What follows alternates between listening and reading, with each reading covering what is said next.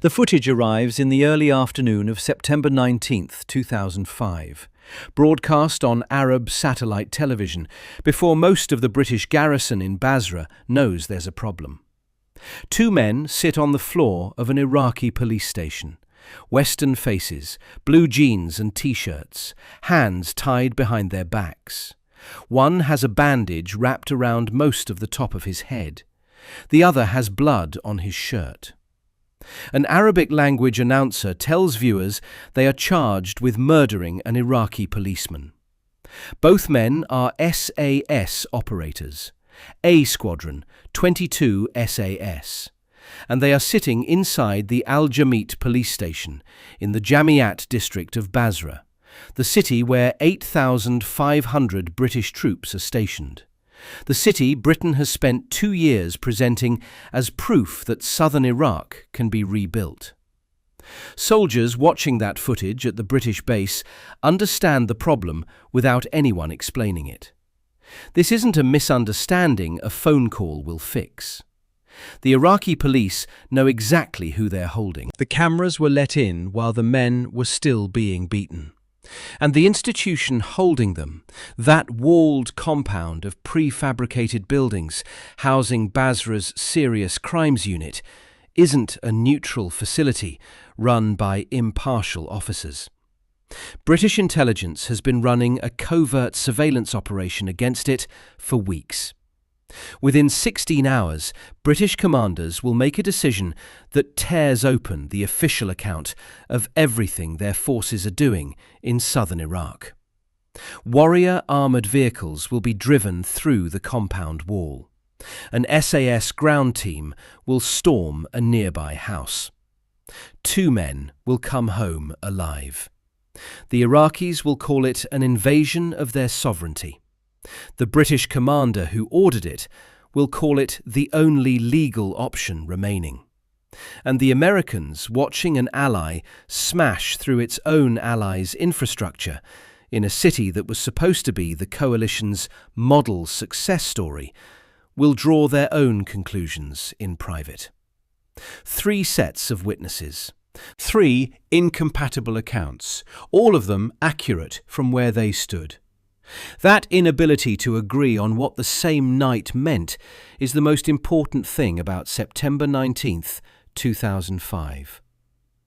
A Squadron operators running Operation Hathor had been in the Jamiyat area for weeks before the arrest.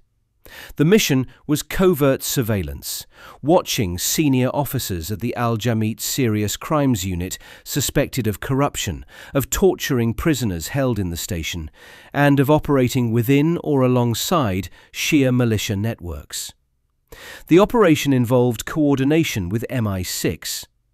The 2 men on the ground that morning were dressed in traditional Arab garments and headdresses, travelling in an unmarked local civilian car, running a surveillance operation against a particular senior officer the British had flagged for a series of documented abuses. Their real names have never been officially confirmed. Popular military accounts have attached names to them, but no government document or mainstream primary source has verified any of them. The British government has never published the identities of the men recovered that night, and the Hansard record confirms only that they were British nationals not carrying passports. What is confirmed is the mission, and what the mission tells you, immediately, structurally, is that the official description of what Britain was doing in Basra and the operational reality of what Britain was doing in Basra had already separated. The official British line, released in the immediate aftermath of the arrest, described the pair as soldiers working undercover to root out Iranian-backed terrorists using sophisticated bombs to kill British soldiers. That framing was accurate as a description of the broader covert context. What it omitted was the specific target, the police. Publicly, Britain's presence in southern Iraq was built on a coherent framework. Train and support the Iraqi police service. Stabilise the region through institutional partnership. Demonstrate that post-invasion Iraq could rebuild itself with British guidance. The Basra model was cited regularly in London briefings as proof of concept. Less violent than the American-controlled centre and north, managed through the low-profile, relationship-based approach that British commanders believed suited the environment better. By September 2005, Britain had been in Basra for more than 2 years. The police had been reconstituted, funded and equipped. Provincial council elections had taken place. The public narrative was one of steady, if difficult, progress. Privately, the picture was rotting at the foundations. British intelligence had concluded by mid-2005 that the Basra police were extensively penetrated by Shia militias. Senior British military assessments described officers who dressed in police uniforms, used police vehicles and weapons, and answered to militia command structures rather than the Interior Ministry. One British military source, quoted in academic literature, described it with stark clarity. They would dress in police uniform, use police cars, police weapons.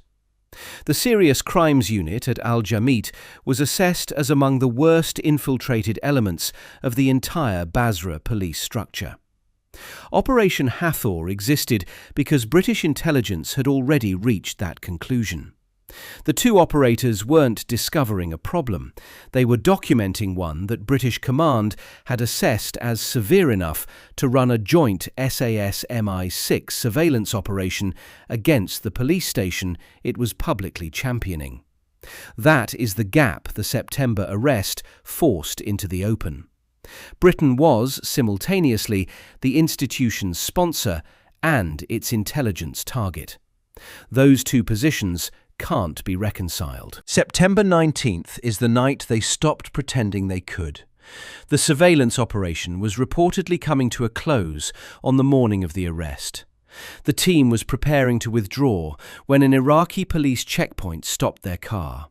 What triggered the stop, whether it was random, operationally directed, or whether officers at that roadblock had some awareness of the surveillance, isn't established in any open source. What the records confirm is what happened at the checkpoint. Confronted by Iraqi police, both operators opened fire. 2 officers were shot, at least 1 died. The men drove away, couldn't clear the area, stopped, and were taken into custody.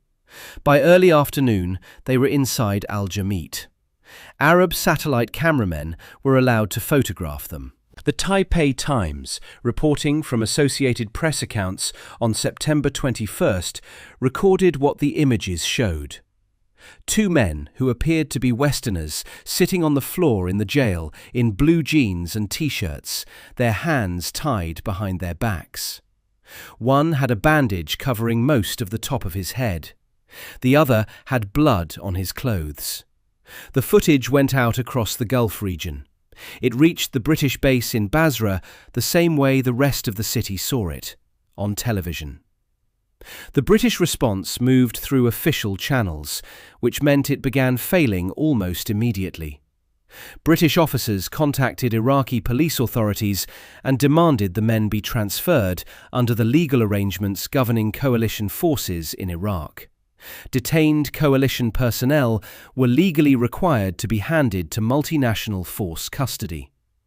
The Basra police refused. The refusal came at multiple levels, locally from the station command and, according to subsequent British statements, from the wider Iraqi police structure.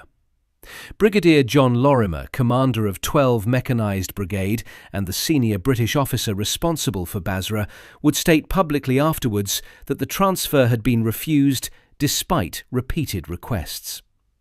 A British armoured force surrounded the station while negotiations continued. Warriors and approximately 100 infantry took up positions around the Al-Jameat compound. A female Muslim lawyer joined the British contingent, arguing for release on legal grounds. Every attempt to gain access to the gate was turned away. The crowd around the vehicles grew, then hardened. Then it became something else entirely. Demonstrators threw stones, then metal bars, then buckets of petrol, then ignited them. A warrior from the Staffordshire Regiment and Coldstream Guards contingent was hit by a petrol bomb thrown directly down the open turret. Sergeant George Long, Private Ryan Burton, and Lance Corporal Joe McGann had to bail out through the burning interior. The Guardian carried their accounts on September 22nd. A petrol bomb was thrown down the turret, Sergeant Long said. It was on fire, basically, from the back. Private Burton described fighting a jammed exit hatch while unable to breathe through the fumes. I jumped through the fire and got out. I just needed to get out, just thinking about my life, basically. Soldiers outside beat the flames off their colleagues' uniforms in the road. An 18-year-old soldier escaping the burning vehicle was photographed and filmed. That image, the burning warrior, the escaping soldier, the crowd, became the defining visual of the incident in the international press. It belongs to the daytime, the afternoon negotiation phase. The night operation had not yet begun, and that distinction matters for everything that follows. Faced with the crowd and no progress on the handover, the British armoured contingent withdrew. Before leaving, 2 British officers from 12th Brigade headquarters delivered a letter of ultimatum to the station. Those officers were themselves taken hostage while inside the compound. And simultaneously, inside Al-Jameat, the 2 SAS captives were bundled into the boot of a car and driven away. A British Lynx helicopter conducting surveillance overhead tracked where they went. A house in the Jamiyat area, a short distance from the station, in territory associated with Shia militia networks. British intelligence assessed the men were at serious risk of execution. The phrasing in the open record is careful, that the British feared they would be executed, which accurately represents the state of knowledge. An assessment grounded in everything intelligence knew about who controlled that neighbourhood. Not a confirmed real-time intercept of an imminent execution order. What militia network specifically held them in that house is described across contemporary sources as Iraqi Hezbollah, the militia, or generically as pro-Iranian elements operating in Basra. Whether a confirmed handover specifically to Jaish al-Mahdi was actively in progress at the moment the breach order was given is inferred across most accounts rather than documented directly. What was documented was simpler and worse. Both men had been moved from official custody to a militia-linked location. The legal transfer mechanism had been tried and refused at every level. The negotiation track had no path remaining. Who made the final call to go kinetic that evening isn't resolved in any open record. Lorimer publicly owned the decision and defended it on legal grounds in his statement the following day. A secondary military account from SOFREP, drawing on military sources, describes a request to proceed being explicitly refused from permanent joint headquarters in Northwood, England, and the rescue going ahead in defiance of that refusal. That account comes from a single secondary source and finds no corroboration in official records or mainstream contemporaneous reporting. The SAS defied direct government orders framing is what gets written in YouTube titles. What the documented record shows is Lorimer publicly defending the call as his own, grounded in the refused legal obligations. Around 9 o'clock in the evening of September 19th, with the sun down and the streets quieter, the order was given. 2 elements moved simultaneously on separate objectives. The main armoured force, Warrior infantry fighting vehicles and Challenger 2 tanks, approached the Al-Jameat compound from the streets of the Jamiyat district. The MOD spokesman, who confirmed the operation the following morning, chose plain language. A warrior was sent through the perimeter wall of the jail. Basra's governor put different numbers on it, describing more than 10 tanks backed by helicopters. Both accounts agreed on the method. The vehicles didn't use the gate. They drove through the outer compound wall, not breached with explosives, not forced through a weakened section, driven through. The warriors gunned their engines and went through the perimeter, through parked cars, through the flimsy prefabricated structures on the station's edge. British infantry came out of the vehicles and moved into the compound, then into the station building itself. The police officers inside raised their hands. They were disarmed and placed on the ground. Whether any armed militants in or around the compound engaged British troops is a genuine conflict in the record. The MOD's public statement said no shots were fired during the operation. Military-oriented secondary accounts describe armed engagement, militants raising weapons, a brief firefight before the compound was secured. Both versions agree that British forces took the compound and that no British soldiers were killed in the night operation. What happened inside the station in precise detail belongs to the parts of the record that remain classified. In the chaos of the breach, approximately 150 prisoners escaped from Al-Jameat. Iraqi and British officials disputed that figure, though neither denied that prisoners had fled through the broken wall. Aqil Jabbar, an Iraqi television cameraman who lived across the street from the jail, described watching dozens of prisoners run through the broken perimeter into the city. The compound wall was broken, cars were crushed, prefabricated structures were demolished. The daylight photographs the following morning showed what minor damage to the prison compound wall actually looked like. The two SAS captives weren't found inside the station. They'd been moved hours earlier, and the breach of Al-Jameat was part of the plan, the diversion, the presence of force, the clearing of the official facility. But the actual recovery happened at the house. The SAS ground element, directed by the Lynx surveillance feed that had tracked the car from the station, assaulted the house in the Jamiyat area. That assault met no armed resistance. The team moved through the structure and found both operators in a locked room. Some accounts describe it as a bathroom, handcuffed, beaten, bruised, and alive. Both men were out of that room and back with British forces before midnight. John Reid, Defence Secretary, confirmed the recovery in a formal statement.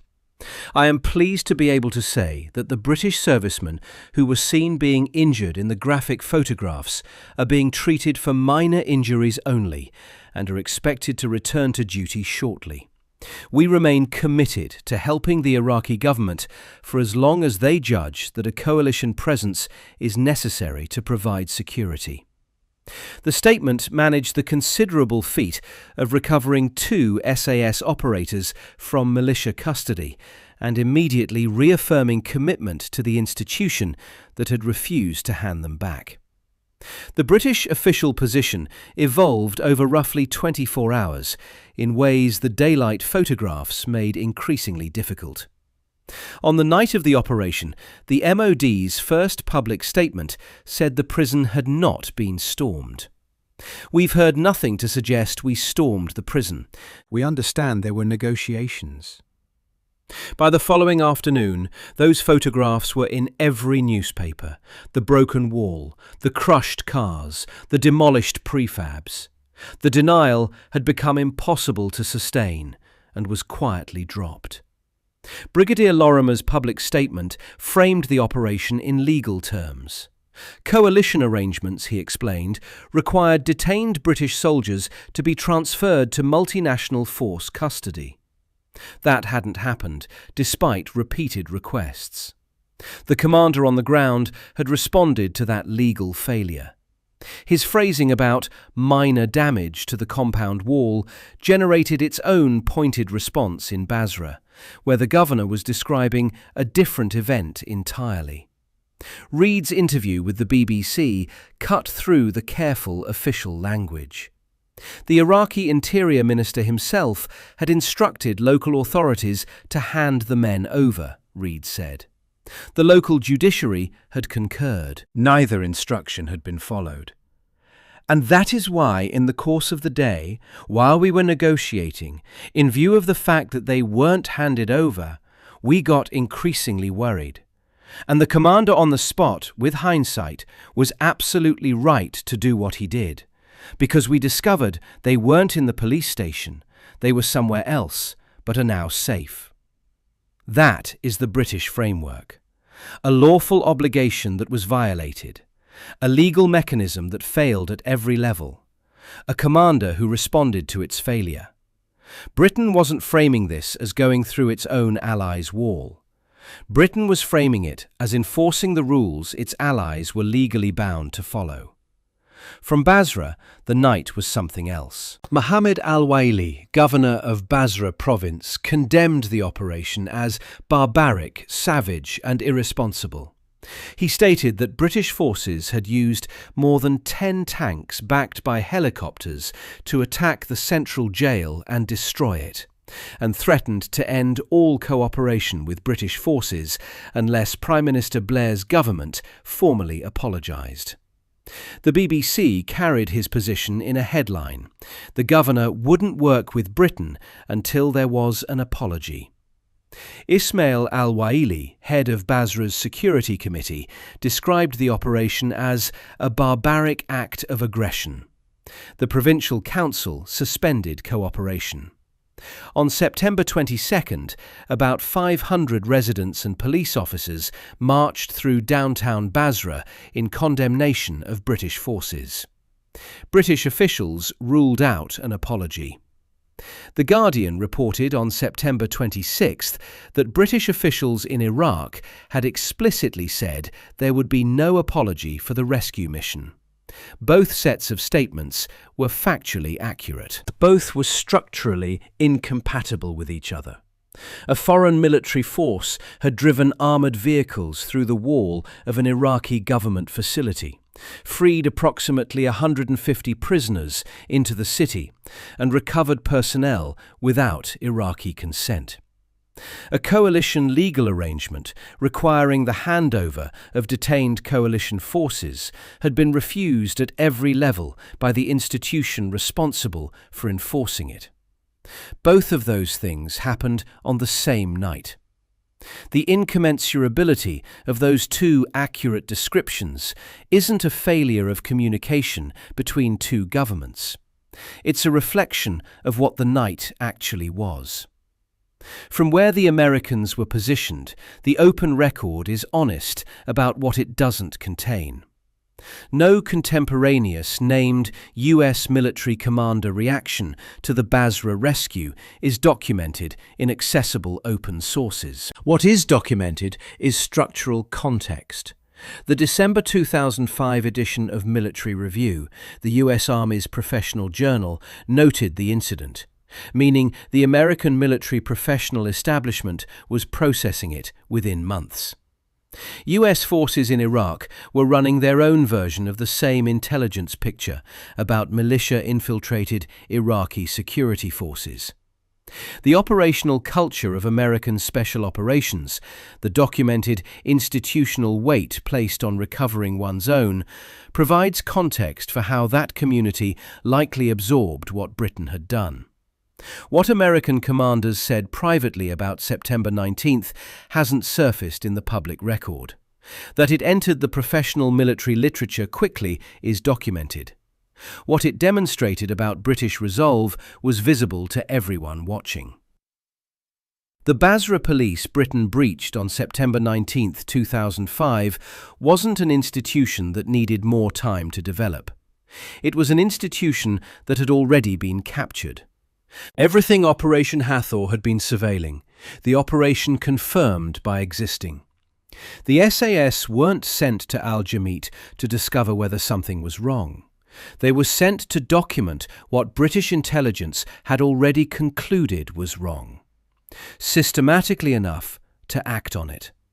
By mid-2005, British military assessments described Basra officers dressing in police uniforms, using police vehicles and weapons, operating as militia while wearing police insignia. The Serious Crimes Unit at Al-Jameat was among the worst assessed units in the structure. The SAS team that was arrested on September 19th had been watching that specific building for that specific reason. 14 months later, the assessment was confirmed in the most concrete terms available. In December 2006, Operation Sinbad sent British forces back to Al-Jameat. The 1st Battalion Staffordshire Regiment raided the same compound. 7 gunmen were killed inside. 127 prisoners were freed, held there and tortured by militia operating within what was nominally a police facility. British Army spokesmen stated that the prisoners freed had been tortured and that there were fears they were about to be executed. Then the building was demolished. The station Britain had breached 15 months earlier to recover its own men was confirmed by the physical evidence of the Sinbad raid to have been operating as a militia torture centre behind police walls. The September 2005 intelligence assessment, the reason Operation Hathor existed, was the December 2006 finding.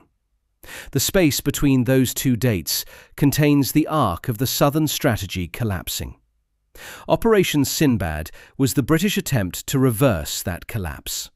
A systematic push through Basra's compromised police stations, station by station, trying to reclaim the institutions that had been captured. It didn't succeed. By 2007, British forces had withdrawn from their positions in central Basra to the air station outside the city. Shia militias walked into the streets British forces had vacated. By that point, the accommodation with the Mahdi army had become explicit in a way September 2005 had only implied. British forces had effectively entered an arrangement under which no British soldier operated in central Basra without Jaish al-Mahdi's permission.